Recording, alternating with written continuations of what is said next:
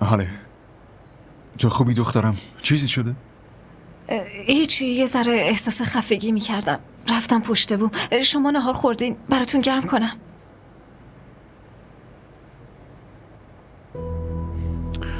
ای بابا تو که خیلی تب زیادی داری دخترم. بریم، تو باید استراحت کنی. دارو خوردی؟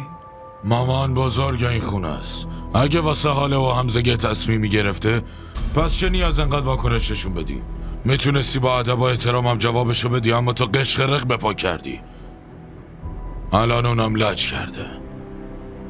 لجبازی اون اصلا برام مهم نیست. من مادر همزم من و به جز سمین هیچکی عروس من نمیشه. جلیل مگه چی داره زن؟ من یه دونه پسر دارم خارج درس میخونه. من میخوام با یه خانواده بزرگ، با یه خانواده ثروتمند وصلت کنه. شما از داداش خودتون انتظار جهیزیه دارین؟